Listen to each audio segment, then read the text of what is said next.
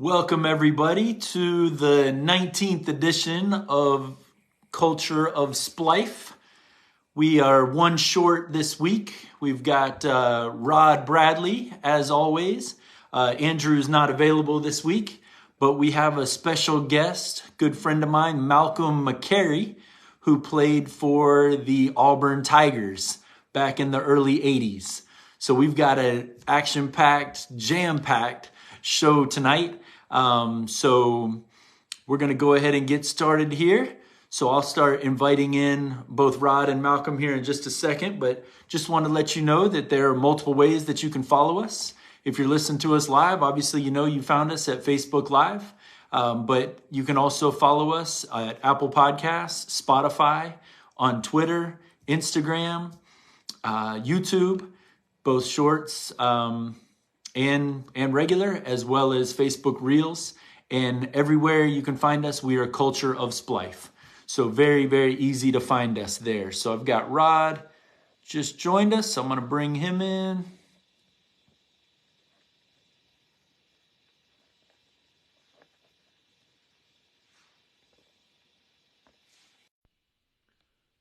So he'll be on here in just a second, as long as we don't have any technical difficulties. There he is. Yo, what's going on, man? What's up, Rod? How's it going, man? Living life, man. We got a little bit to talk about today, huh? Yeah, we do, man. We got a great show coming. I hope you have it all lined up, because yeah, we got so much to talk about. I had to take notes, make sure we didn't miss There's been a lot that happened this week, man. That's for sure. Absolutely. So I'm sure that Malcolm will be on here in a second, but we'll go ahead and get started. We're a couple minutes late getting started. So, you know, this was a pretty exciting week in the world of the NFL, right? First thing that's happened since, early February, right? What we kind of look forward to as NFL fans. And that, of course, is the NFL draft. So I watched the whole first round, all 3.5 hours of it. Amazing that you can pack 32 picks in, and it takes 3.5 hours. Yes. But that's the beauty of it, because there's just so many stories, backstories, forefront stories, and angles within those stories that just are so intriguing and fascinating for us to learn. Like, I mean, we see these guys as the players, but the thing I love about the draft time is just being able to see, like, you know, just what goes into them, the families, just their journeys. It's amazing. And I don't know about you, but what's crazy for me is, you know, they have like the little combine thing for all the rookies that plays on loop. Like, I've watched that like 3 different times with some of them, like Joey Porter Jr.'s combine one and Jalen Hyatt, and when they spotlighted those guys during that time. Like, I love watching that stuff multiple times too. So definitely, yeah, seeing the highlights and seeing the stories and all that, I love every bit of the draft for sure. So what would you say, and we're having a tough time here. Malcolm's asking to get on, and I'm hitting approve, and it's saying he can't join at this time. So Malcolm, if you can hear us, keep trying, and we'll try to get you in here. I don't know what the issue is. But what was your biggest takeaway from the draft? The biggest surprise, I guess you could say, or I'm here, guys, no audio. Huh. Try to put that request in again since he's here, or can he send us a request to join? I'm clicking on add, send invite. Oh, there we go. There we go. It says adding. That's the furthest we've gotten. So that's good. That's good. We're moving in the right direction. Oh, there we go. There he is. Yes. Uh-oh, did I speak too soon, like Will Levis? There he goes.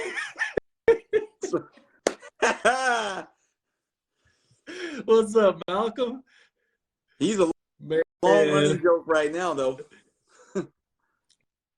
Malcolm, I just said something bad, man. I'm glad I went to church on Sunday, because that was bad. I don't think he can hear us. Can you hear us, Malcolm?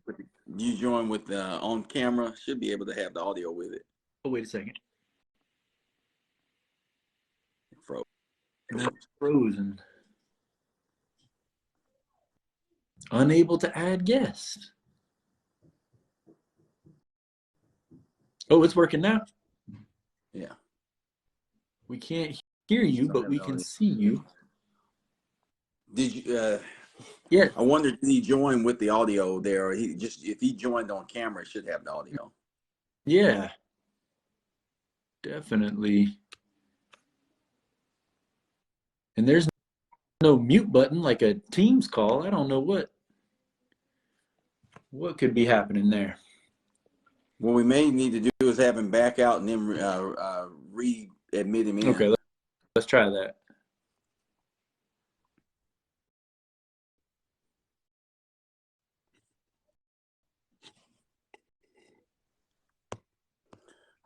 All right, I'm just going to let him know Malcolm join on camera, because if you join on camera, it should take care of the video and the audio piece. I just invited him again. It's saying it's adding. Let's see what happens here. Okay.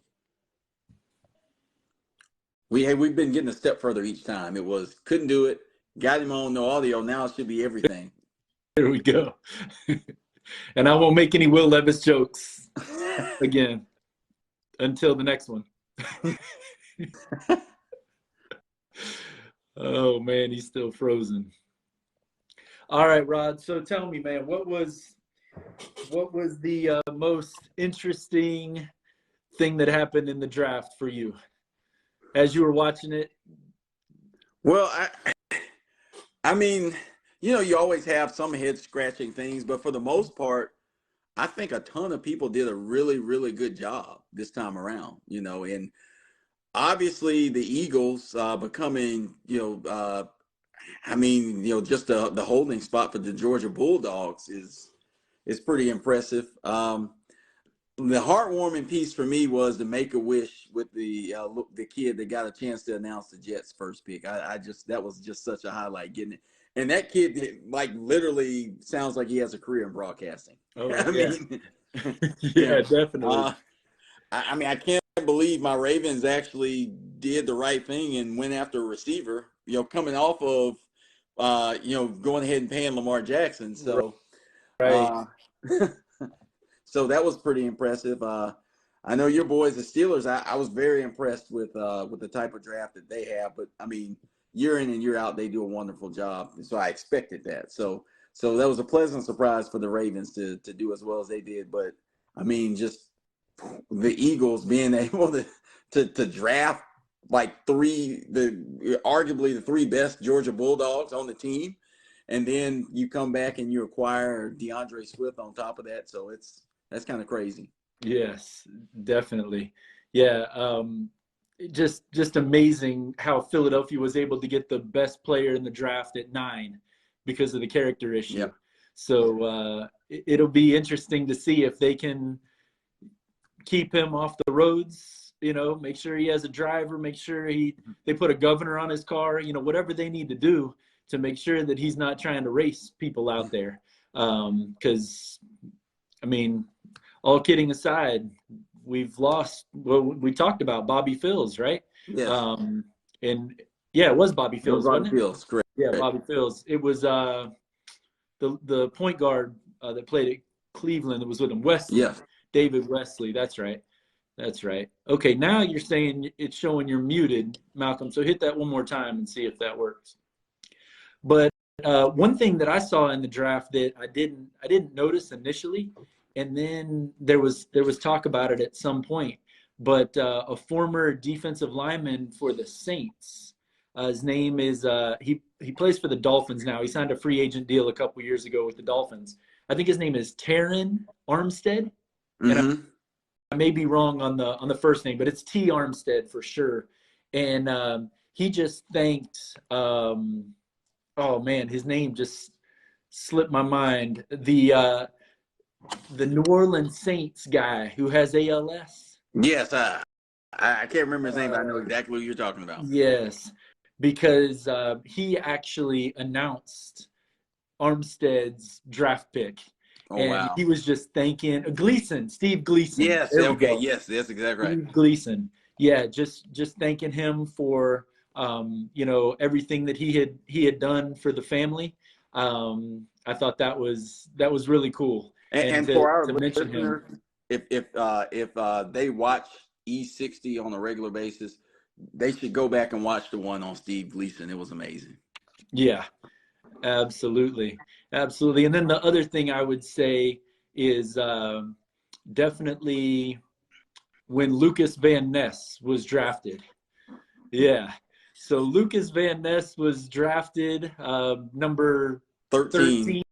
13, I think, to the Green Bay Packers, and his dad gave his girlfriend a hug, and at the conclusion of the hug, slapped her on the backside 2 times. Like, whoa! How do you answer to that question when that's now gone viral? Yeah, it makes you wonder. I mean, like, is this how we do things in Iowa? What in the world? And then, of course, since you didn't take it, I'll take Will Levis for $200. Wow, what a show that was! I mean, I've never seen a guy. Of course, then I learned that Branch was the same way. Of course, he wasn't supposed to be at the top end of the first round. Yeah. What's his first name? Brian Branch. Brian Branch. Yeah. But I've never seen a guy who 2 days before they were saying that he was going to be the second pick in the draft to not get drafted on day 1. I mean, had you ever seen that?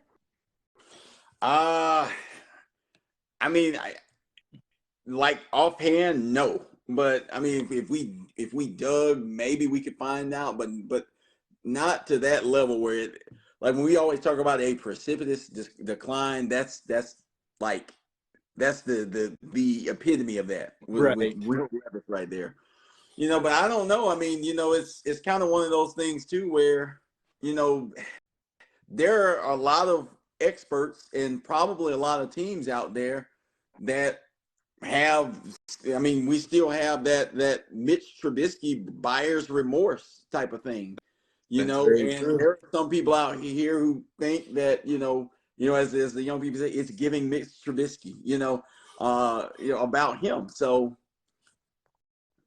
I think that still plays in quite a bit. Oh yeah, absolutely. And as I was watching it, I was thinking about Aaron Rodgers, right? He could have been the number 1 pick, and he went 23rd, right? And then you had Brady Quinn, who was up pretty high on draft boards, and they kept showing him in the green room, and that was just so sad to see. I remember But Will Levis, oh my goodness, he'd have his sister near him one time, his girlfriend the next time. But what was kind of interesting about that is he was interviewed when he was with Kentucky, and the question was, are you going to be in the green room on draft day? And he said, oh yes, absolutely. If I'm going to be a high draft pick in the first round, then I'll be there. And if not, I won't be there. Brutal. But I mean, they said there were problems with his character.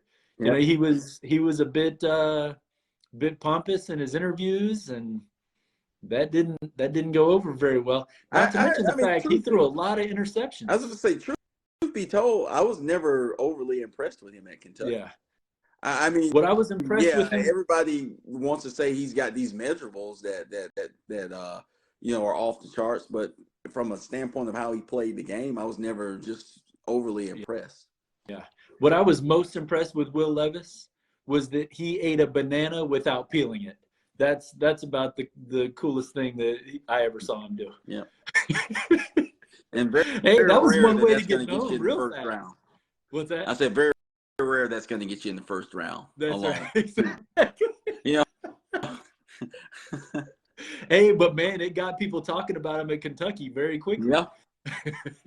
I think we need to try again for Malcolm because we still have the audio. Yeah, I'll try to remove him and try to put him in. I've never Never seen this problem, and he's definitely not muted. But then another great story of the draft was Branch coming back for day 2. Mm-hmm. He was the only guy to walk out onto the stage day 2. And I just thought that was really cool. Yes. Because most guys would have just been like, forget it. I wasn't there in the first round, so I'm not going to go back. But that's what high character people do, and I expect him to be a very productive player in this. Yes, definitely. Oh man, now he's not showing up as if for me to add him at all. There he goes. Let's see. And make sure press the button on the right side, and then I wouldn't imagine he would have his phone muted or anything like that. So see, what's weird is when you came in, it just says have him join on video, and I click that. But when I do that for him, it says he can't be added. So I'm clicking on the bottom to where you add people. Can you? We got you. Say something. Nope. Oh yeah. Man. Huh. That is weird. Because I mean, obviously, with him showing up on camera, he did press the button to join on camera. Yeah.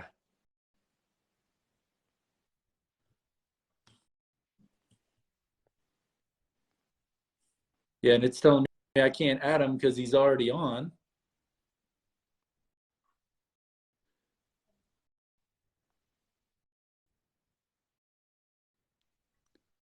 This time it let me click on bring them on video. Let's see if it works.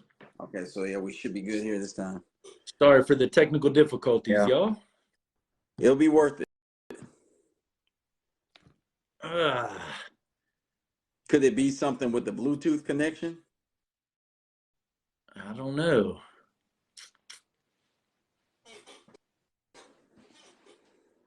He's got his lovely wife helping him on his anniversary. Happy anniversary. Happy anniversary, McCary's.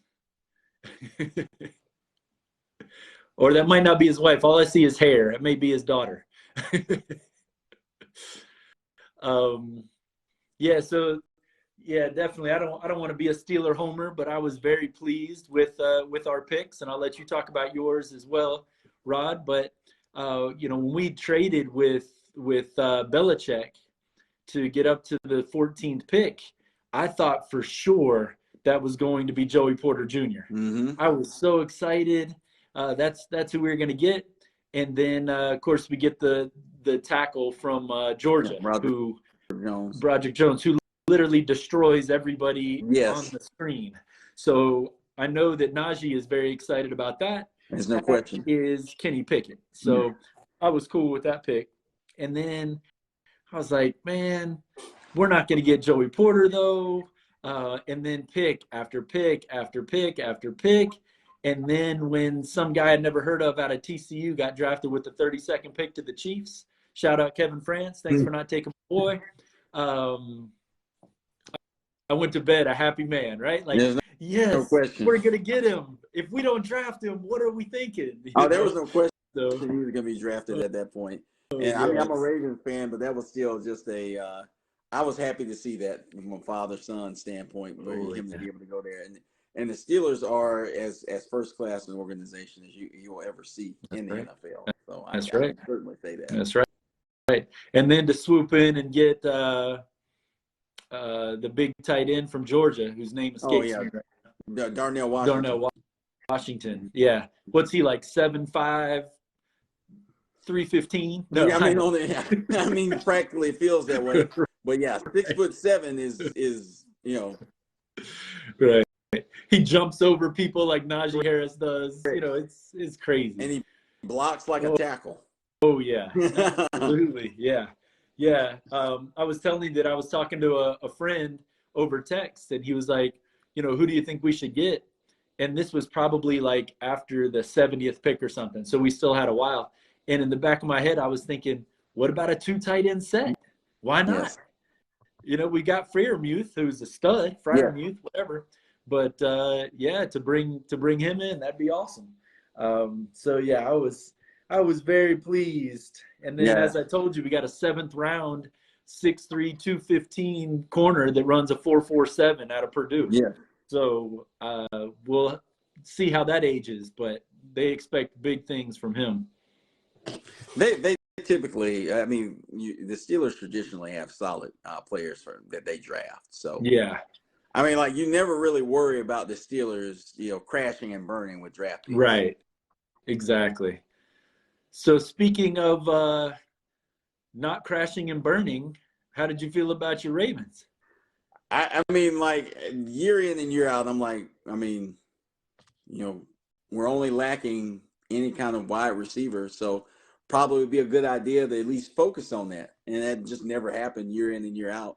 And finally, we got a wide receiver, and not just a wide receiver, but one that I consider a very elite guy in Zay Flowers. So, I mean, you add him in with Beckham being there now.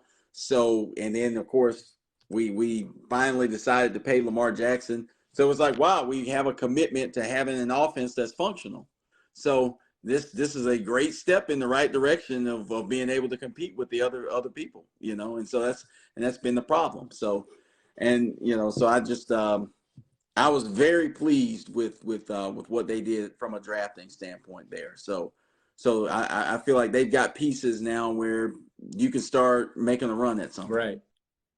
And then, as you said, getting Lamar locked up, 5 years, 265 or something. Mm-hmm. Shout out to Miss Jackson on that, Yes. right? He must have been listening to the show when I called him Fizbo, He finally hired an agent. Yeah, the for sale by owner. That's right. Absolutely. Well, but we're not saying sorry, Miss Jackson, this time. That's right. Exactly.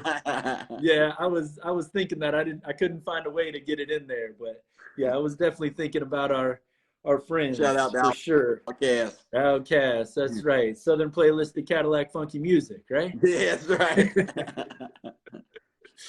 Well, I think it might be you and me, Rod, but we'll definitely get Malcolm on another time for sure. When we have I mean, he's got a not only just a wealth of knowledge, but just such quality stories that you guys are going to be very excited to hear about. No doubt. Absolutely. And he plays for the right team in Alabama. Isn't that right, Rod? He plays for the right team. Hey, look, I appreciate everything he's done, and he was there at a time period where Auburn was dominating the SEC. I mean, not just the state at that point. So that's right. So I mean, I totally respect what they were able to put together. Absolutely, no doubt. So one thing that Malcolm didn't do was transfer. Right, he did not get in the transfer portal. There was no such thing as a transfer portal back then, right? So what are your thoughts about this crazy world that we live in of transfer portal? As Dion say, go ahead and jump in the transfer portal, right? Right. Because he's got some Louis that he's got to bring in, so you got to get out, right? I mean, the number one thing we talked about it in pregame, but we literally have like NFL and NBA free agency now in college football. And we have it on so many different levels, because the first level we have it on is, now in order to get a recruit to come, it's about NIL money. It's about, how can you leverage this? I mean, can you pay more than this team for, and can you guarantee me a spot? And then, of course, we have the other facet of it is, nowadays when people talk about building depth on a team, it's harder to do that, because if the guy doesn't start and he feels like he's good enough to be a starter, he's just going to go to another school. Right. And so, but now here's the craziest thing. Now we've got colleges reaching out to kids who are currently on teams, offering them through their agent or through them directly. And so now it becomes a bidding war just to get a guy to come back for a sophomore or junior year.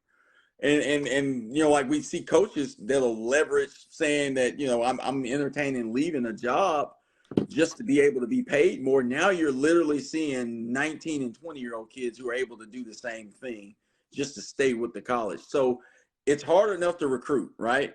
Just to bring in an elite class. Now you have to deal with managing egos to the point where, somebody gets in their feelings because somebody else is starting and so they want to leave. And now you're at a place where you've got to worry about somebody else outbidding you if they have a good season. It's literally, when we say the wild, wild west, that's not a hyperbole. Right. For sure. And, I think it was, of course, this is jumping to basketball, but last name Wong for Miami. Isaiah Wong, right? He's going to be a first-round draft pick in a couple months. Mm-hmm. And they're bringing in kids out of high school, and they were paying these kids more than they were paying him. And Mm-hmm. he's like, but I'm averaging 16, 17 points a game at the college level. These kids are playing against nobody. I mean, look at who Zion Williamson was playing against, right? Like, Correct. They're playing against nobody, and I've shown you that I can compete in one of the toughest conferences in basketball, and you're going to pay some guy more than me? So, to your point, it's just absolutely insane. I mean, it creates so many different dominoes, because think about a guy like Arch Manning. Now, he could pan out, but then again, I mean, he was awful in the spring game for them. And so you start thinking about, well, if I'm paying a guy $3 million to come in, and let's just say he doesn't pan out. Like back in the day, it was bad enough to have a high-level recruit not pan out because you just wasted a scholarship on the 5-star. But now think about wasting a scholarship and wasting $3 million. Then look at it from the standpoint of, well, I know that I've got 2 guys better than him on the bench, but I paid $3 million, so I need to go ahead and see through on my investment. And let's forget about the guys that are better, because we're paying him $3 million. He's got to play. Right. Or you've got some pressure from boosters now to say, hey, look, I understand you're the coach, and I understand you want to do what's best for the team, but I paid this guy $3 million. Exactly. Yeah. And I mean, as we've kind of talked about, if he goes to the Social Security office, wherever you go to change your name, mm-hmm. and changes his name to Crago, he'll probably be playing for Valencia Community College on Kirkman Road in Orlando, Florida. Yeah. That's what they were saying. Without the name, he's a 3-star maybe. Mm-hmm. So it'll be interesting. But one thing I did like, and of course this probably has a lot to do with the amount of money that's in his family, and that is that he doesn't want to accept the NIL money until he's the starter for the Texas Longhorns. And that is a legitimate thing. See, I never necessarily had I never had a problem with payers, with players getting paid, because I do believe in the fact that if you've got somebody that's created value for themselves, that they should be compensated for it. But the problem that we're seeing here is guys that have not created value are getting compensated well beyond people who legitimately created value. Right. And then, of course, now you've got, the whole tampering and the free agent piece of it. And I just don't think it's a sustainable model. Yeah. I think you're right. It's gotten out of hand, but I'll tell you what, I wasn't mad to get a nice little, I don't even know what position he plays, but he averaged 20 points a game for somebody who's coming to Auburn. So I think there we go. Yep. So, one hand I say I hate it, and the other hand I'm like, hey, we need a score. Come on down to Auburn. We'll treat you right. I do see on his thing that the microphone is showing he's muted. Yeah, he's kind of been toggling it. Hey, Malcolm, if you can hear us, which I think you can, try to just come in without using any headphones or anything.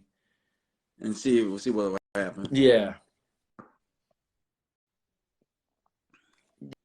Yeah, because never had this issue before.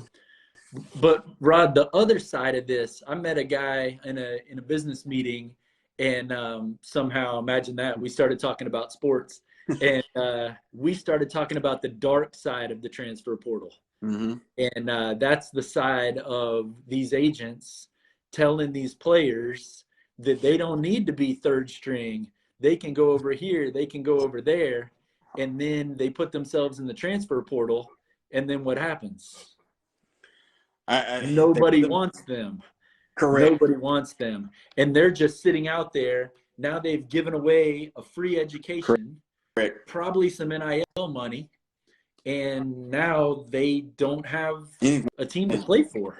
Yeah. You know what's crazy is I think I saw something today where they expect that at least 30% of the guys that are currently in the portal won't get picked up by anybody. Wow. So you understand that's almost a third of the guys that are currently in the transfer portal. They won't get picked up. And like, I'm glad that you guys mentioned that. That's a dark side that nobody's talking about right now.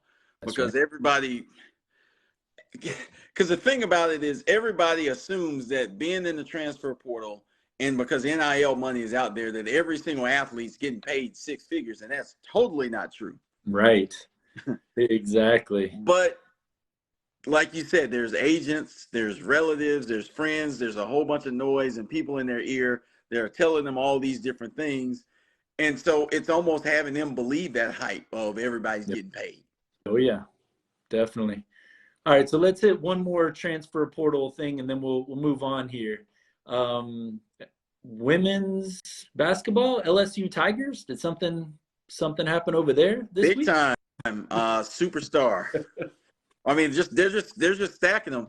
I mean, Haley Van Lith and you know is from Louisville Star is now with LSU joining Angel Reese and Flau'jae Johnson, Michaela Williams, who was the Gatorade Player of the Year, and you know the funniest story about Haley Van Lith is obviously everybody remembers this from Caitlin Clark.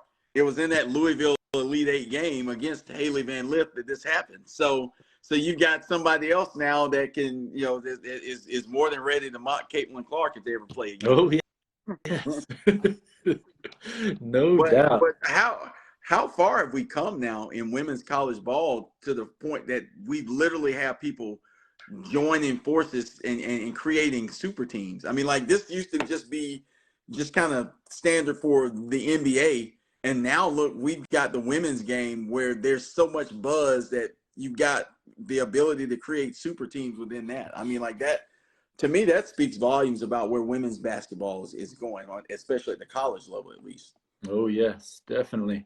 Yeah, I mean, it's amazing that the lady comes over from Baylor and in year 2 wins the national championship, and now she's set for the next at least year. And I'm sure now recruiting will just pick up and she'll be in good shape for a long time. That's the craziest thing, too. Like, they've signed like 2 top 10 players to go with everybody that's back for the most part to now go with Haley Van Lith.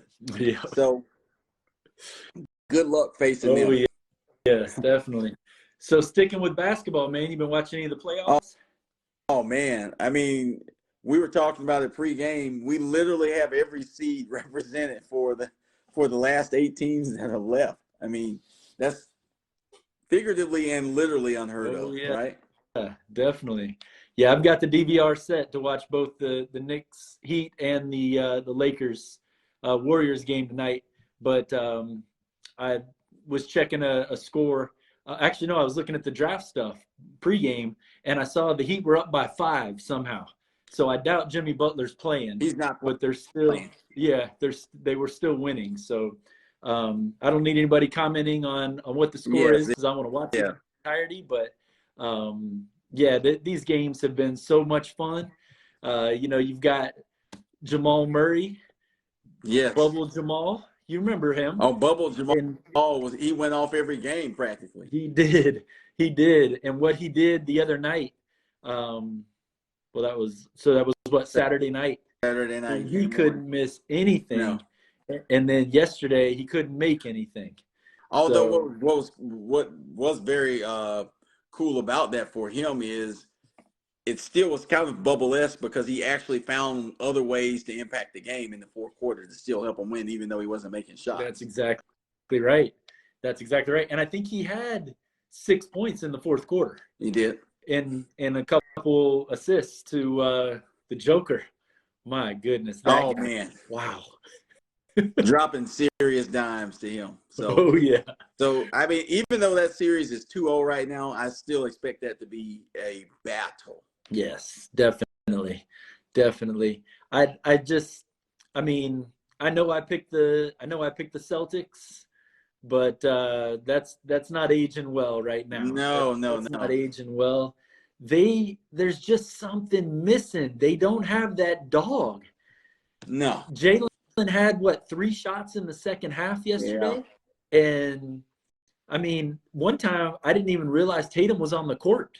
I was like, oh, yeah, he is playing. I think one of the problems I see with them right now is there's this mentality of wake me up when the finals hit, right?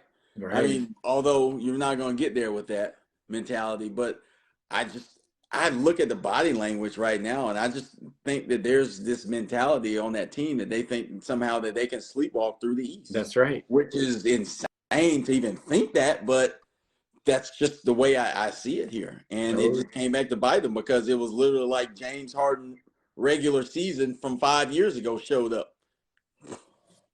Wow. I mean, that 3 that he hit to go up 2, wow. But did you see the play before that when Malcolm Brogdon threw a perfect pass to the Kentucky kid, Tyrese Maxey? Tyrese Maxey. Perfect pass right at the end of the shot clock.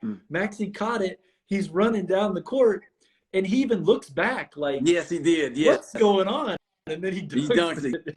Yes. It's like, what? And then I can't remember the timeline, but after the Sixers are up 2, I think there were 8 seconds left, something like that. Yes. Marcus Boston Smart calls a timeout.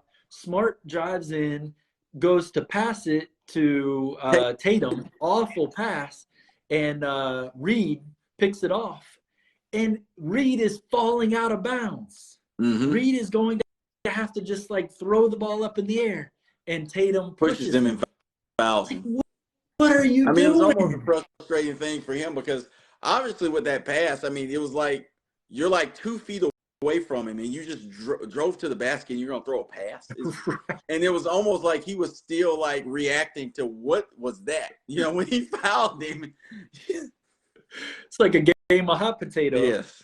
Unbelievable. So, I mean, that's a big confidence booster for Philly winning that game without Embiid. I mean, that's just Embiid. Yes. Yeah. And what's crazy is what did you see what Charles Barkley said had to happen before the game for the Sixers to win it? It was that Harden had to have 35 plus. He said that Maxey had to have 25 plus, and I think he said that Harris had to have at least 20. Well, Harris had 18, but Maxey had 26. And Harden had 45. So everything that needed to happen that Barkley talked about beforehand, it was like he was Nostradamus. That's right. Exactly. Yeah, the pass that Harden had back to Tobias, he hit that uncontested 3. I mean, that kind of changed the game right there. So, yeah, I watched all of Inside the NBA after the games, but I didn't see the pregame. But wow, yeah, that was. I mean, that really stood out to me on that. But yeah, this is gonna be an exciting playoffs. I mean, you look at each and every one of these series that we have now, in both games in each conference. It's just like the storylines are compelling, and they're gonna be some very competitive series. Yeah, I know we're not. Y'all, just so if you're listening right now, we're not Philadelphia homers, but there was a lot to talk about with that game last night. And one thing that probably hasn't been talked about is, I think his name is Paul Reed, role player, who was probably playing in Joel Embiid's stead. And he hit 4 free throws down the stretch, never even hit the rim. And they were all high pressure. He's the one that took it from 2 to 4. 2 to 4 points, exactly. That's right. Exactly. So, yeah, these playoffs have been so much fun to watch. And I know we started talking about Jimmy Butler. I mean, wow. I know we had a whole segment about him last week, but he just has what no player on the Celtics has. Correct. I'm sad to say. I don't know if Day One's listening. I haven't seen him pop in here yet, but he may feel differently. And I know Tatum had a really good game, right? He had, what did he end up with? Almost 40. He had 24 at the break, but I don't know what he ended up with. I think, but for Jaylen Brown, like 35 or 36 or something like that. Yeah, that's not enough in the second half when they were only, I think they were down 3 at the half, weren't they? Yes. I mean, you've done all that and you're still losing without Embiid. So it's crazy. And right now he's got to shake that stigma. It's the same stigma that he faced from game 5 on. Right. In the finals from last year. It's like, where are you? That's right. Exactly. I'm trying to add Malcolm again, man. He's not giving up. He's like Jimmy Butler. He really is. Uh-oh.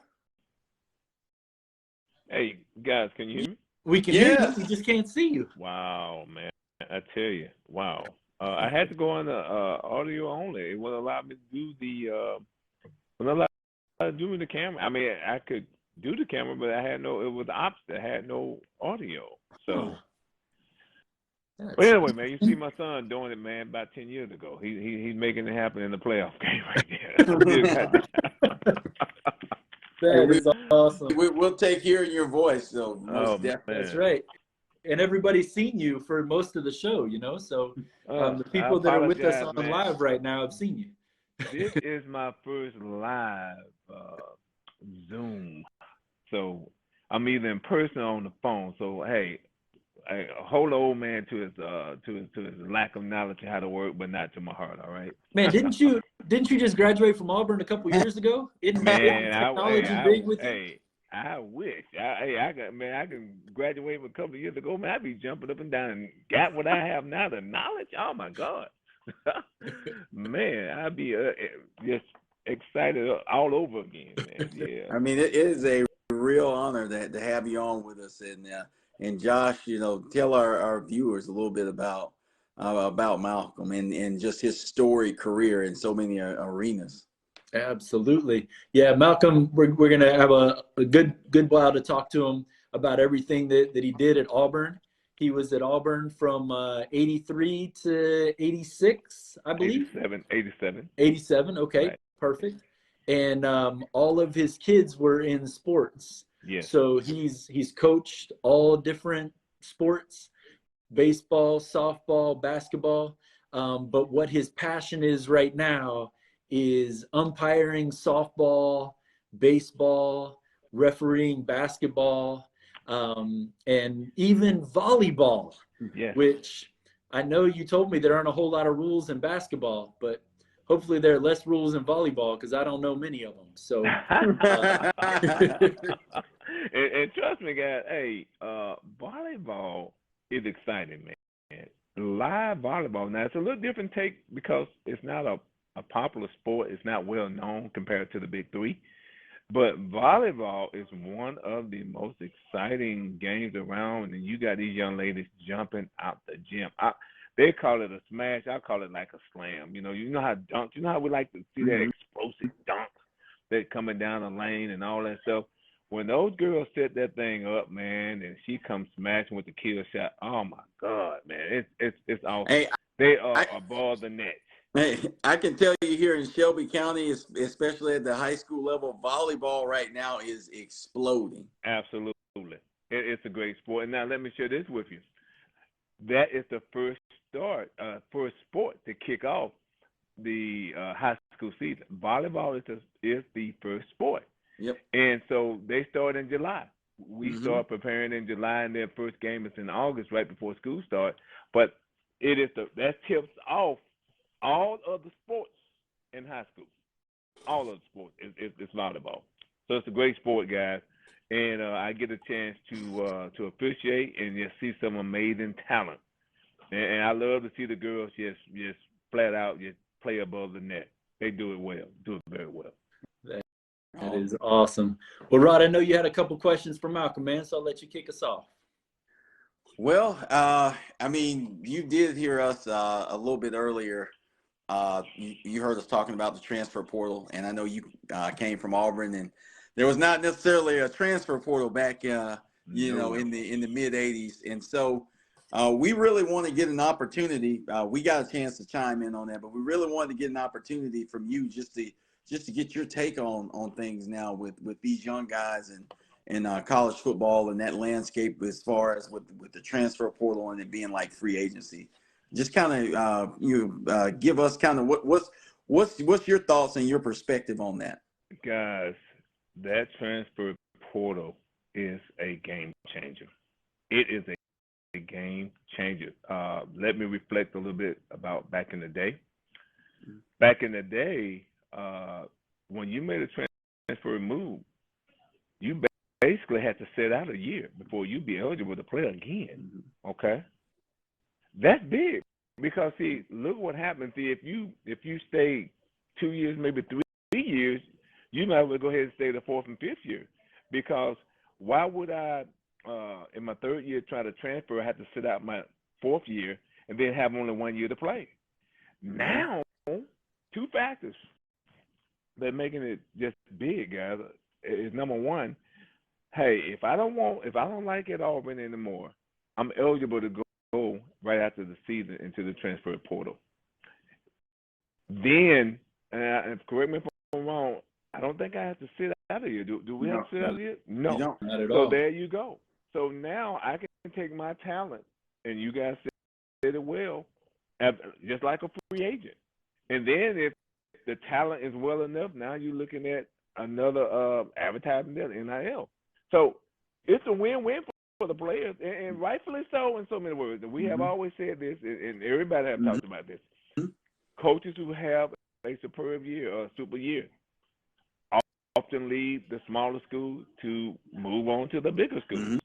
And they move on and they increase their paycheck. So what has been said about that? Basically nothing. Coaches, that's how it goes. You know, coaches appreciate the players, what they have done, but they move on to bigger and better things. Definitely mostly the salaries. Now it's even opportunity with kids. And let me share this with you. Some of the big schools are losing some big talent, and they're moving to other schools. So now they're not just as dominant as they once were, okay? You can have, I mean, even back in my days, Coach Bryant did it. Back in the 70s, Coach Dye did it. He had 4 or 5 guys could have easily started at other schools. Easily started at other schools. So when you talk about a 4 or 5 star leaving a blue blood school and going to another school and a chance to just play right away, hey, that's a game changer. And then it definitely evens the playing field. Now, I actually have heard some stories about Bear Bryant saying back in the day that it's better for them to be on my bench than me playing against them. Absolutely, and he believed that. He believed that. Coach That was the same way, man. I'm telling you, man, in the 80s, if you check the roster from 19, Coach, I got there in 81. And Bo Jackson was his first big recruiting class in 82. And I was fortunate to sign with them in 83. But if you go back and check the rosters from 82, 3, 4, 5, Coach Dye completely just had a stable athlete that could have easily played elsewhere. Easily.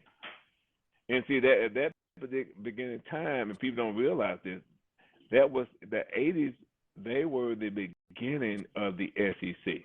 The physical, as you guys know it now, two things happened. The 80s, going into the 80s, the physicality was just there. You have to be just tough, built, to be physical to play the game. And after converted over into the 90s, more of the Steve Spurrier, okay, became more air raid. Look at the transition. But the 80s start building a foundation for the SEC. Coach Spurrier came in and brought the air attack with the Florida Gators.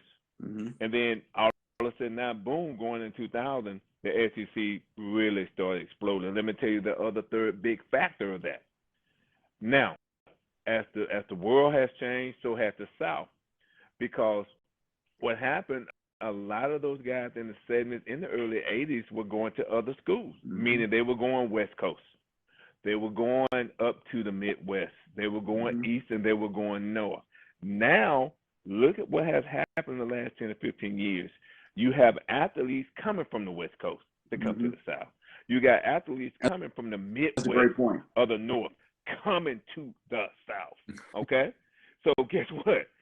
And once you get to the South and you fall in love with the weather, the hospitality, guess what? You don't want to go back to the West Coast. You don't want to go back to the Midwest. To this day, guys, you know, the guys, baseball. I was talking to a guy out of Chicago 2 weeks ago. They came down and played in the Hoover Classic. He said, man, we only played 6 games because he said we can't play in temperature of 32, 33, 38 degrees in baseball. They come down here every March, spring break, and they play the bulk of their game down south simply due to the weather. When you get older, do you want to be shoveling snow just to get out the driveway? No, you don't. And we only get there maybe once or twice, maybe 3 times a year in the South. So guess what, man? The SEC right now is, especially with the transfer portal, man, you're talking about a free agency, and then you're talking about, depending on your talent, you can be able to just earn a lot of money. I mean, let me shift gears a little bit. Just recently, we saw the women's championship game. Yep. And look at Reed. She's from Maryland, down south. Great.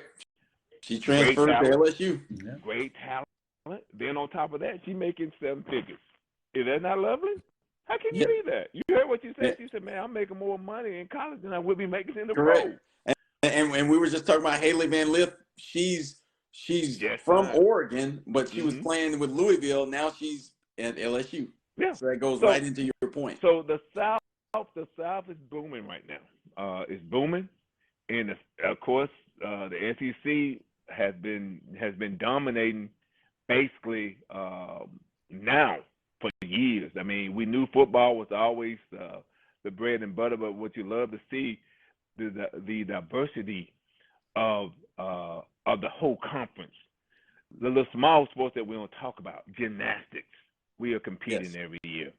Of course, now we can include baseball because the last couple of years it's been in SEC teams. Right? Softball. I mean, oh man, love women's softball. Oh man, yes. I mean, of course, this year the SEC again. We had Coach Staley at South Carolina with the Gamecocks dominating. Now you got LSU dominate. Golf will dominate. Track and field. A lot of people don't realize this. Track and field has always been one of the top sports in the SEC. No doubt.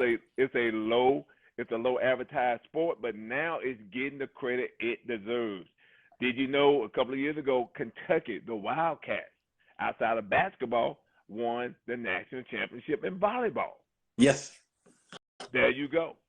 So, I mean, the diversity across the board in the SEC, man, it's just unbelievable. So, and no doubt in the world where resources are key right now, SEC's got more than anybody by a long shot. Correct. So to answer your question about that, man, I am in favor of the transfer portal simply because it gives the player opportunity. Because I always said this now, and I tell kids today, I got a men's team that I have. I coach a semi-pro baseball team, and most of my guys are college kids. I said, look, man, you want to go somewhere, number one, where you'll want it. Number two, have an opportunity to play. I don't want to sign somewhere just because, I love Auburn, but if it takes me 4 or 5 years to play, man, that's tough because that's a lot of hard work, bro. It's work. Those guys, and I said it when I played, and this back in the age, we almost talking about 40 years ago, we deserve to get paid or should have been paid because we work year round. And they work year round. So I have no problem with what the monies that they are receiving is way overdue, if you ask me. Oh, yeah. I mean, there's no doubt about it. And when I came out of school at Alabama, I mean, we had the Tyrone Prothro situation. And I think that's one of the biggest drivers of what could have been. And just imagine if NIL was around. No doubt. For him, with the catch and everything else. He struggled quite a bit because of that catastrophic injury. So that name really just brings to the forefront the whole idea of why athletes need to be able to be compensated off of what they were able to produce from a value standpoint for the school, because he produced a ton of value for the University of Alabama. Well, guys, think about this. And I'm older, so you may not can reflect, but I can. Think about all of the profit that the athletes brought to the university. And see, this is what people, they kill me. Well, you're getting a free education. Well, it's not free. It's not free. It's a business transaction going on, okay? Yes, we are awarding you a scholarship for your talent to help better our chances of winning. And of course, in return, we're going to give you exposure. We're going to give you exposure. Coach Dassett made it very plain and clear. He said, hey, yes, we're going to use your talent to help us win and make us a better place here at Auburn. But on the flip side, you got a chance to get a degree if you want a degree. You got a chance to be exposed over millions of people to see you on TV. If you are good enough, you will be able to go to the next level. You know, that's what every, child dreams is try to get to the highest level. That's to the pro level. He said it is a business transaction going on, and in return, we getting something and you getting something. You have to get an education. I stated again, you have to want an education. We got the best tutors. We're going to prepare you. You're going to go to class if you want to go to class. He always said that. So what I'm saying to a lot of people, I tell a lot of people during my situation, I could have gone to college just strictly off on a Pell Grant. I don't know if you remember that, right? I remember that, yes. I could have gone. I didn't learn this till I got after, it was over with, but I could have gone to college on a Pell Grant.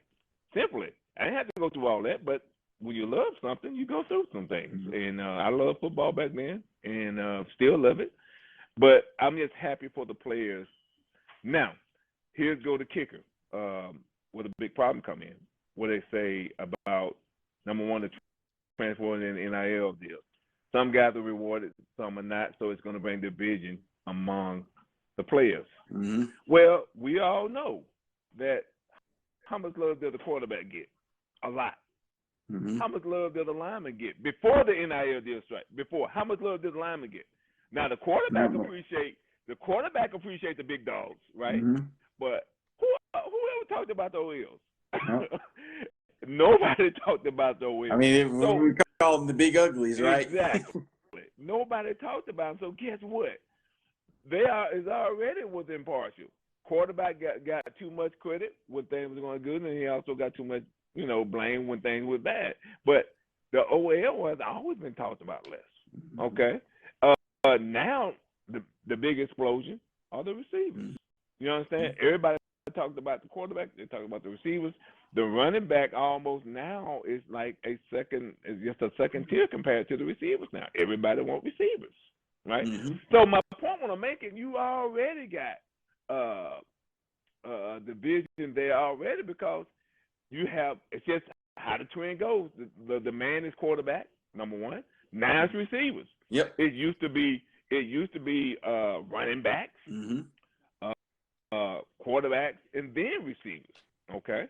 So you already got a divide there, in my opinion.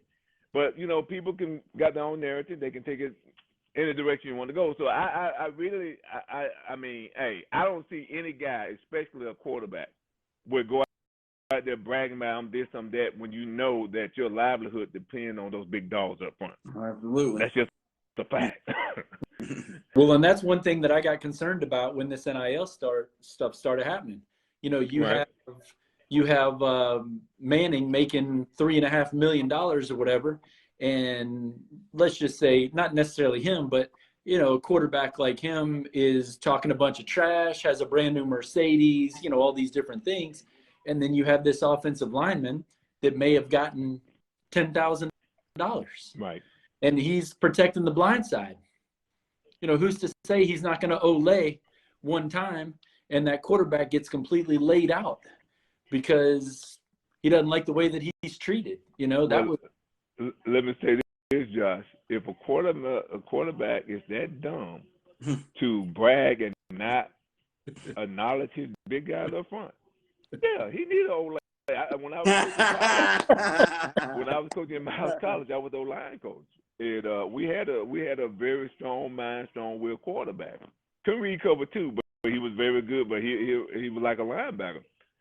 And I told the guys, I said, if you're talking all that, hey man, y'all know what Olay mean.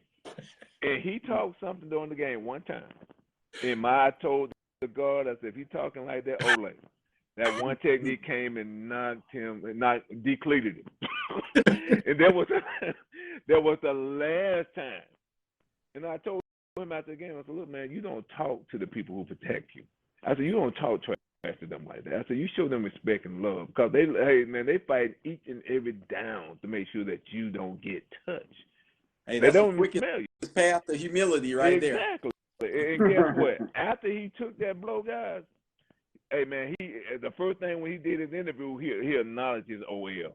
So in today's time, I think the quarterback just realized what is the bread and butter. That is the OL, no doubt. Them big dogs up front, man. They protect. They're bodyguards. Bottom line. So yeah. I mean, that's just a perfect way to outline and lay it out there for us as far as with the transfer portal and the college landscape. Now, getting into it, when we talk about the creating this type of value, I know you have the background right now with travel ball, as far as with baseball, as Right. far as with AAU basketball and so forth and so on.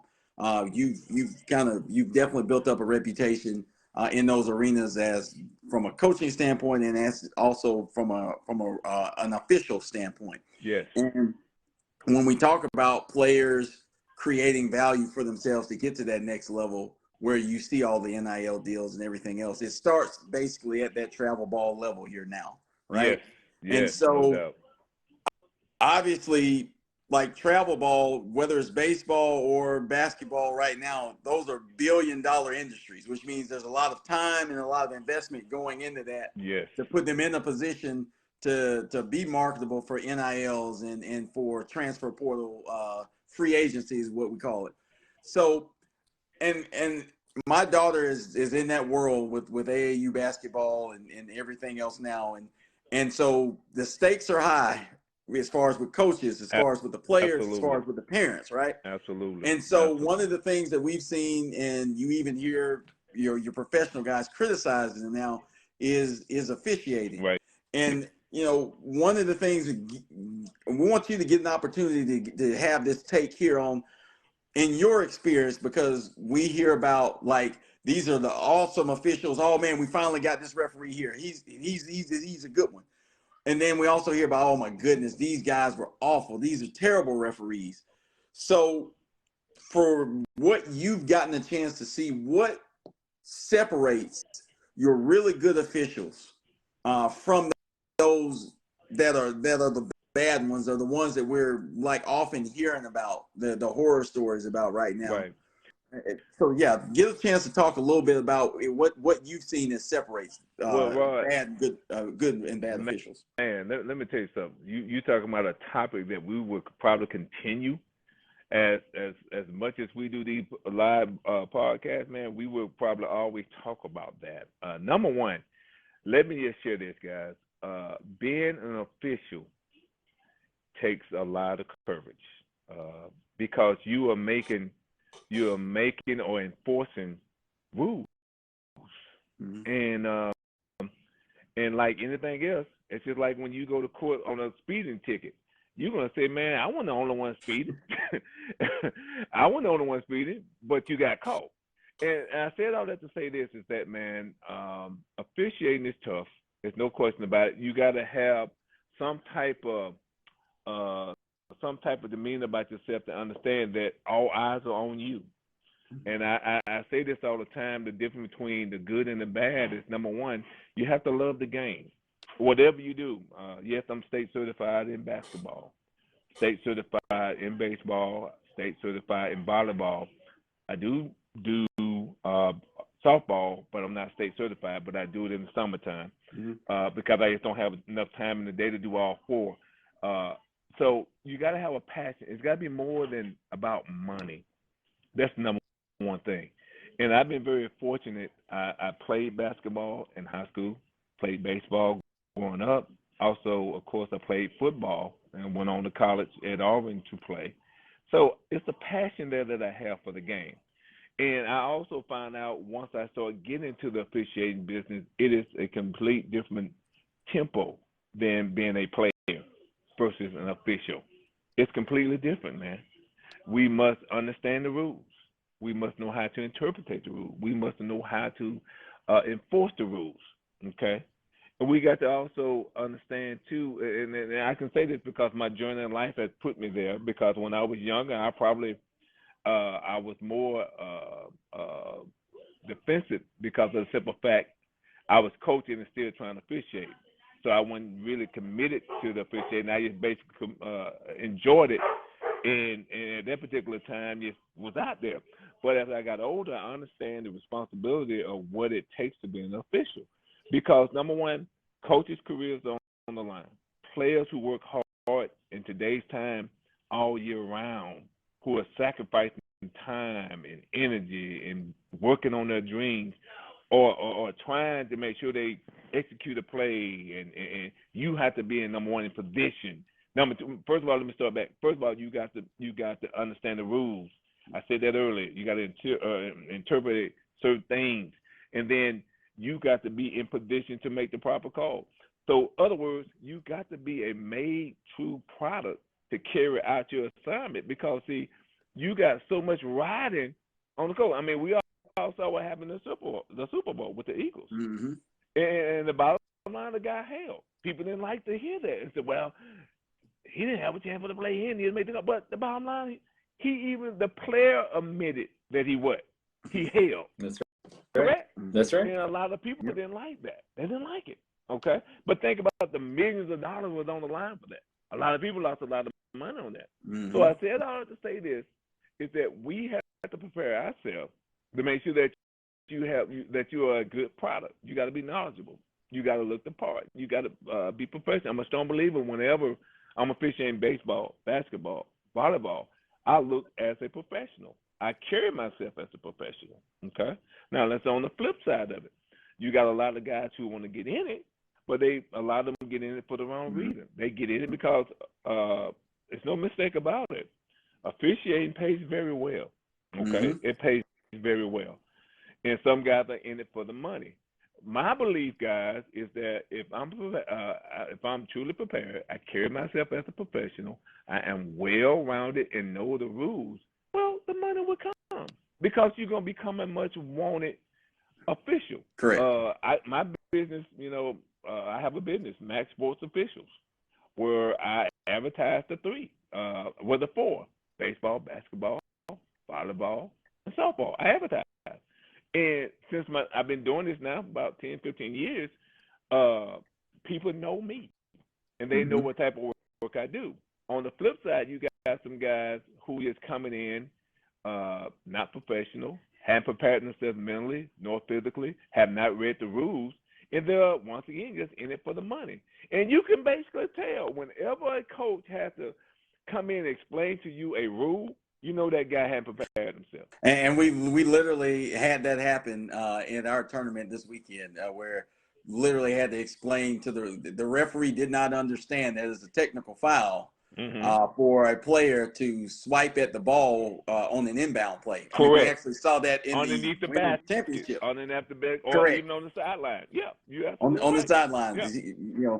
And so did not understand that that's a technical foul. So correct. You had to be Right. explained. You're absolutely right. So you're right. We do see those guys that it's easy with AAU and travel season where you got 4 and 5 games a day that you can officiate and rack up money on. Get in, get out. But Rod, Craigo, this is the problem with people that most of them guys don't understand. Again, number one, time is being invested. Most importantly, monies are being invested. Parents are paying to get in. Okay.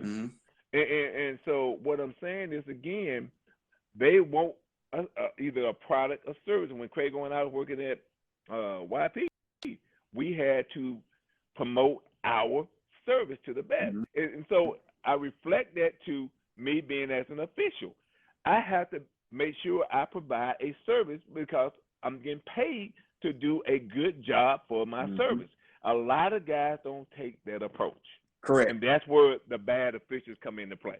Okay, they think and I tell people all the time, it's a lot of stress when you are an official because number one, all eyes are on you. Number two, everybody wants to call. The parents want to call, the coaches want to call, the players want to call, and you and I both know, all three of us know who play competitive sports in my profession.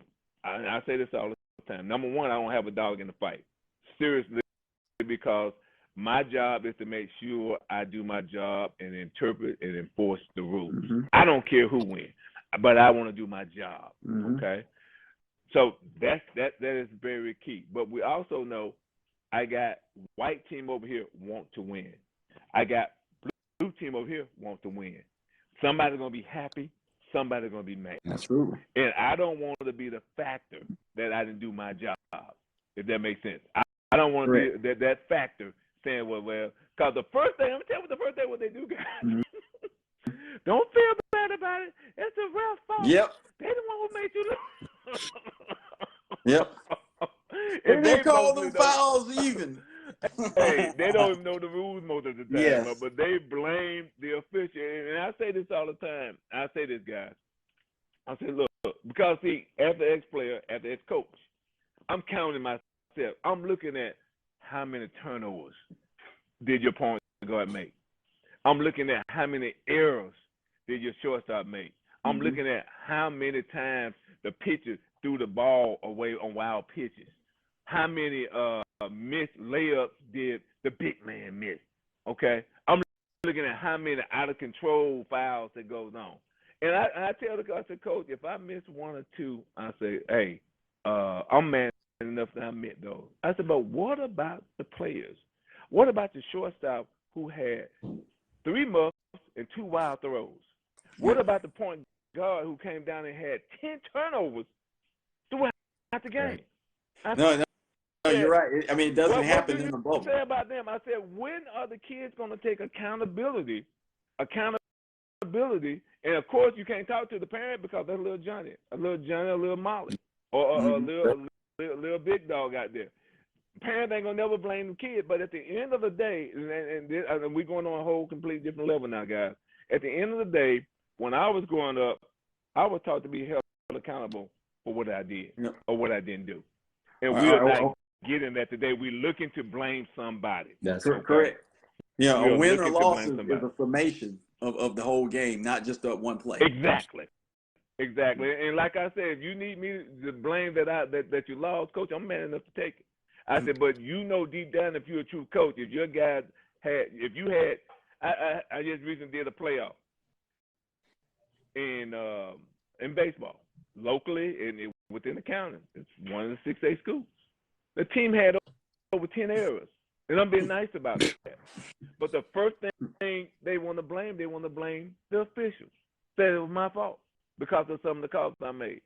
And I'm talking about routine plays that should have been made, guys. Right. And I'm saying to myself, you wonder why we are where we are with our kids?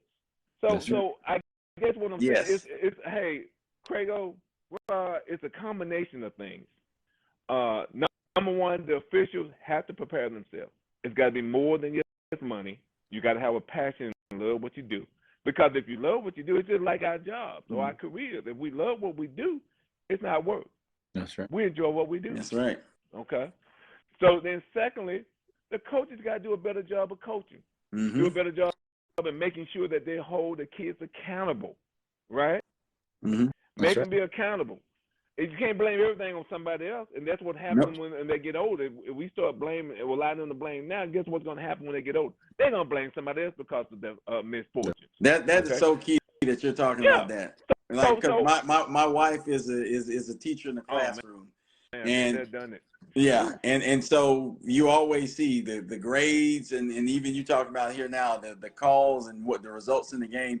It's never the kid's fault. And correct. So I mean, like when you said that's you preaching on that right there, because accountability is why we are where we are in our society with our kids and our young adults now. So, and so now relate that back to what we're talking about, the officiating. So the officials certainly have to do their part. They have to do their part. They have to be a professional. They have to prepare. And the only thing I'm saying is the combination of things, too, as well as the coaches got to do a better job of coaching. I can tell they're good coach, guys. I can tell. Because one good thing about a good coach, what he does not do, and it took me, and guess what? It took me some time to understand this when I was coaching through the ranks of basketball and baseball. I'm not worried about the official. I'm more so worried about my players to make sure they got to understand you must finish the deal. Hey, if you want it, we got to finish it. You can't have the mental breakdown. You can't have the physical errors.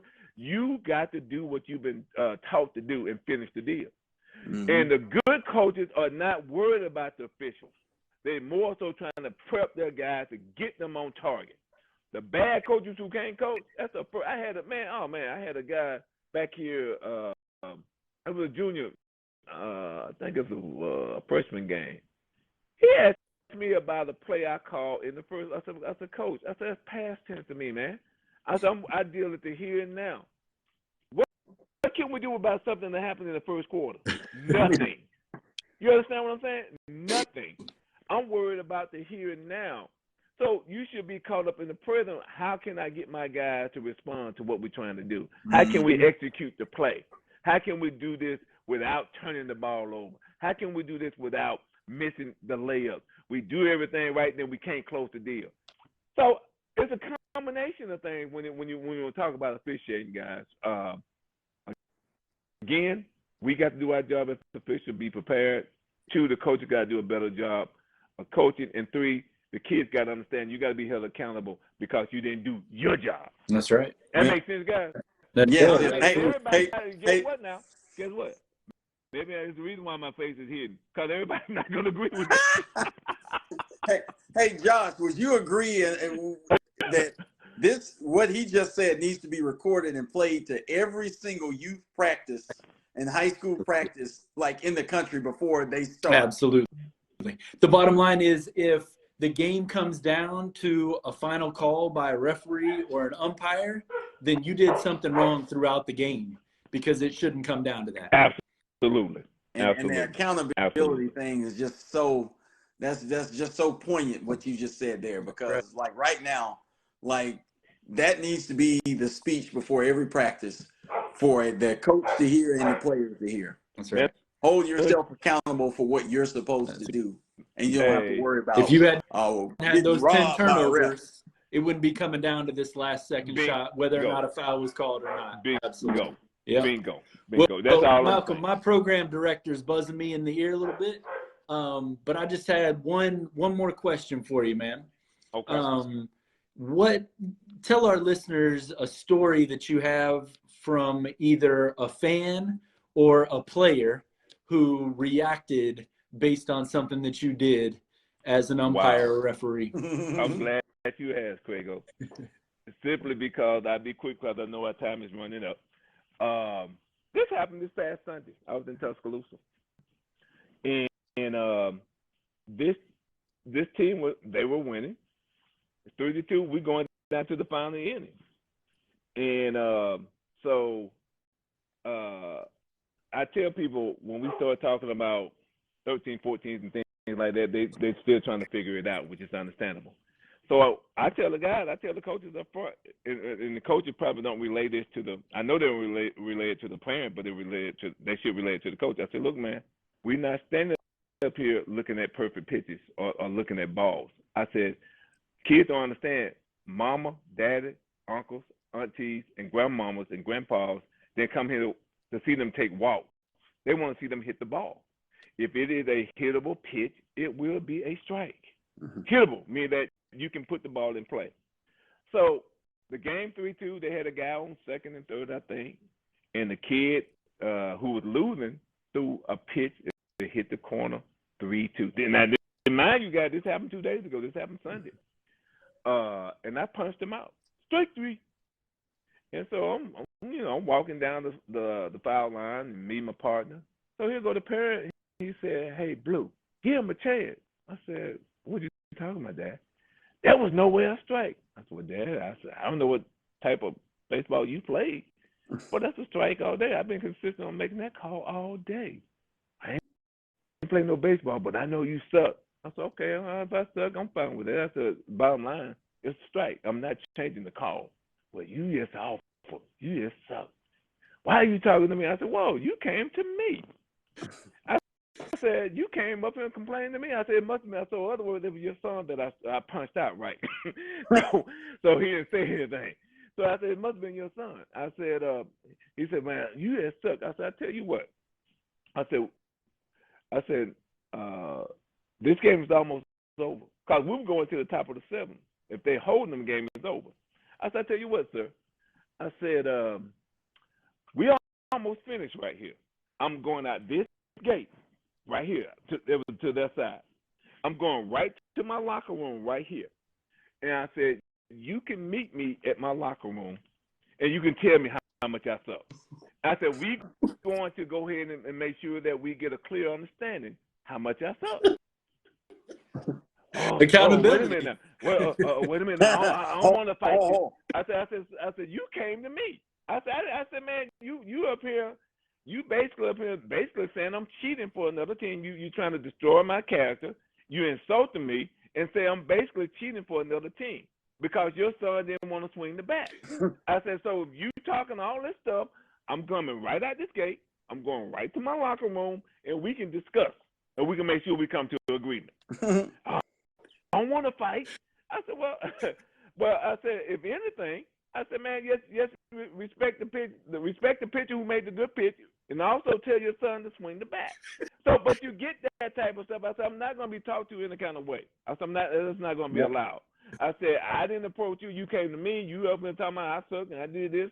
And I said, hey, man, we don't have any time. I said, when are you going to hold your child accountable for not swinging the bat? And then on top of that, my partner came in and said, well, y'all winning. Why are you up here barking at us? I said, y'all are winning right now. And they did go on to win the game. They won 3-2. But guess what happened after we had that little conversation? He didn't say anything the rest of the game. They went to the championship game. They went to the championship game, and they lost in the championship game. But people just got to understand, man, I don't have a dog in the fight. Exactly. I'm just trying to do my job. And the coach didn't say a word because he knew. He already knew the expectation that we pretty much said at the coaches' meeting or at the play of the coaches' meeting. So that happened this past Sunday. And sometimes you have to take a stand on this stuff because one of the things that what I don't want to happen, as we talked about, I don't want to be in any melee over a youth game. Correct. I don't want that. I mean, before I came on tonight, guys, I was looking at Facebook where a coach swung at an official, a basketball. Have y'all seen that video yet? No. I'm going to try to send it to you so you guys can check it out. This happened on April the 20th. This just recently happened. Yeah. So man, it's live events is tough. Everybody's not built for it. And that's why I said you got to have a passion and a love for it, and it can't be just for money. Mm-hmm. No doubt. So, love it. All right, man, I got one last question for you, and then we're going to get out of here for tonight. Sounds good. Obviously, you were an Auburn Tiger. No doubt. Still is. 4 years. I mean, I'm sorry, on the field, you were a defensive lineman for the Auburn Tigers in some big years. Yeah. You got to play with Bo Jackson. Yes. And many other players. Share with us what your favorite experience was being a football player for Auburn. Man, it's so many, but one that sticks out to me is that Coach Dye made you be accountable for everything.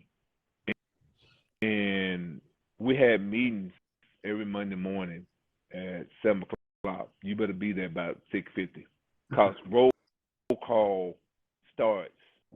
And if they call your name, you're not there, you might want to only show up. and the accountability of what we talked about, that still lingers. But my dad was the same way. I had a dad who was very demanding and believed in discipline. You couldn't, it wasn't no shortcuts with him. It was straight down the line on discipline. And I just understood, and I finally understood around my 4th and 5th year about you have to be accountable and you have to work and go get whatever you want. And one of the biggest experiences I tell kids today, all day about, you have to believe in yourself and you have to be.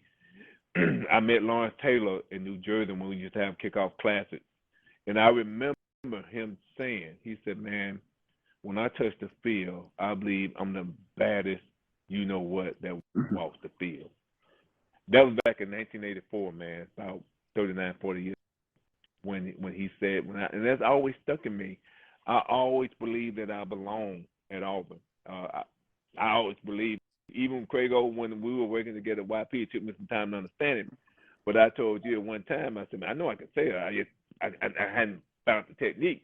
But I said that to say this, is that I kept believing, kept getting better and better. And so in 1987, Ron Starworth went down. Tracy Rocker went down. David Rocker went down. And I tell this story all the time to kids, is that it's not how you start, it's how you finish. And I always believed that when I was playing the scout team, we got into fights simply because I felt like I was a starter. I played in practice as a starter. And so when those guys went down, my opportunity came. And Josh, you know, we always talk about opportunities back in the day, right? Opportunities. You got an opportunity, you can go ahead and bring in a client. Well, I took advantage of my opportunity simply because I practiced like a starter. And I fought in practice because they were mad at me because I was making them look bad. I didn't really care because I figured if I was going to play on Saturdays, Tuesdays, and Wednesdays was my game day. And I went at it. Rod. I went at it. And we fought. I had no problem fighting because I just believe to me, I enjoyed all that too. But when they went down, guys, I stepped up. I got an opportunity, and I made it happen. The Sugar Bowl in 1988, we played against the Syracuse Orangemen. They were undefeated. And at that time, they was going to, if they beat us, they'll probably be number one. And that's the Sugar Bowl, right? The Sugar Bowl. And we tied that game, I think 14, 17 like that. But I had a chance to hit Dunny McPherson, who was a Heisman Trophy guy, made a couple of plays in the backfield, man. And I said all that to say that when we had our end of the year meeting with, the coaches had all the meeting with the seniors. And I never forget what Coach Dye said. He said, Malcolm, he said, we threw a lot at you. He said, but you kept coming. You didn't stop.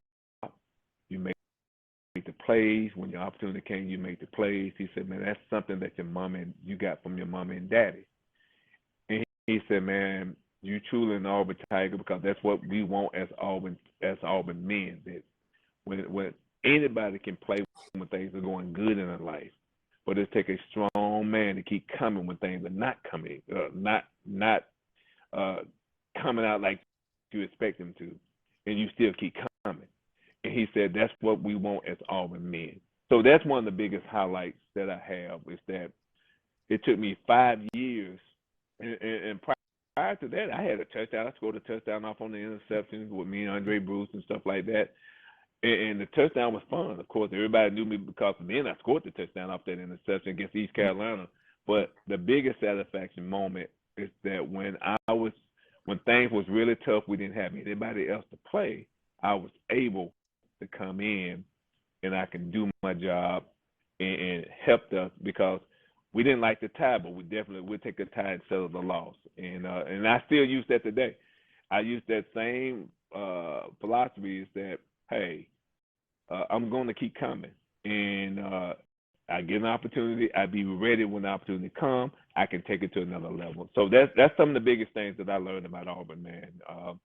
You got to believe in yourself, and if you believe, you keep coming. And I will always be grateful for Coach Dye, because he had to share that with me, but he shared that with me. And I didn't even know, guys, to be honest with you, I never even thought of it like that. Only thing I knew, I felt like I belonged, and I knew I could play. And I just kept coming. So, yeah, that's one of the biggest moments I always have. I keep as an Auburn man. I love him. I just hope we can just get back on top soon. And that's another topic. I know we're wrapping up, but we'll talk some more. And hopefully, guys, I can be able to see you guys. You can see me. And we no doubt. We call this podcast Culture of Splife. Culture. And I know Josh did a wonderful job in one of the earlier episodes explaining we embody the intersection of sports and life. And Malcolm, and for all you listeners, it doesn't get any better in terms of understanding where life and sports intersect than listening to what what Malcolm just talked about. Like that is, you couldn't ask for anything better. Man, I appreciate you guys giving me once again, Josh, giving me an opportunity to share. I appreciate it, man. And Josh and I, man, Josh has always been a big fan of mine, and I had some tough moments at YP, man. And his words of encouragement, always, he finds the right words to, No question, right words to keep you going, man. So I want you guys to know I am honored. I appreciate the opportunity. Hopefully you'll have me back, man, because I enjoyed it. And man, y'all doing a great job, man. Keep it coming, man. Keep it coming. Keep it coming. We are, absolutely. Yes, Malcolm, and I wanna thank you as well for coming on the show, and as Rod mentioned, you know, we're culture of Splife, and without even having a life topic today, you brought a life topic in, and that's accountability, right? There's not enough accountability in this world today. Correct. And hopefully that will change at some point, but it really needs to start with the parents out there that are listening to this show and just out in the atmosphere. Absolutely. Because it's what you tell your kids, it's what you teach your kids that is going to manifest. Hey, so Josh, no doubt about it. What the kids see, they are going to react. No question about it. And it come you hit it, they don't hit it. It start with the parents, guys. It really does. That's right. Yeah, like Crago, after saying that, all I got to say is let the church say amen. Amen, brother. But yeah, Malcolm, we'll definitely have you on again, man. I'm sure you've got some great Auburn stories that our listeners would love to hear. Obviously, I remember you used to wear your SEC championship jersey into work on collegiate day. Or whatever we called it, sports day or whatever. Absolutely. So, hey, guess what? I still can fit my jersey, bro. That's a beautiful thing. Hey, trust me, a lot of my teammates can't say that includes running backs. well, you know why that is? Because running backs get bigger after they retire. And defensive and offensive linemen get smaller. Man, we try to get smaller. We try to stay smaller. Hey, we're already big, so we try to get down small. You're absolutely right, man. Well, hey, I enjoyed it, guys, man. Definitely, I'm sincere about it. I will accept another invite, man, and just let me know, and I definitely try to be on, and we'll go from there, guys. Sounds good, man. Well, I'll go ahead and sign us off for today. Again, thank you, listeners, for showing up with us. Next week, I want to be a little bit more interactive. I was going to ask a question, but then we got too caught up in the interview and I forgot to ask it. But I think Uncle Joe's Trivia will be coming back here pretty soon. So look for that. Also look for other guests. Both Rod and I have guests lined up over the next couple months. So, we'll definitely have more football players. And then we'll also have some life people, as I've talked about in the past. So you remember, we always sign off the same way. You can follow us at Culture of Splife on Twitter, obviously Facebook. There's Malcolm right there. Yes, sir. YouTube, Apple Podcasts, and Spotify. So anywhere you find us, we'd love to be able to be a part of your day, and let us know how we can improve the show, because that's what we're really looking to do as well, so we can make this the best show it can possibly be. So absolutely. Until next time, we will see you then next Tuesday at 8 o'clock. Well, hey, I'm going to say this, guys. I'm going to be out. As Lover Boy said, we are working for the weekend. Hey, we're trying to get there, brother. Y'all have a good weekend, man. Thank you, Malcolm. You too, man. All right, brother. Y'all take care. Bye-bye.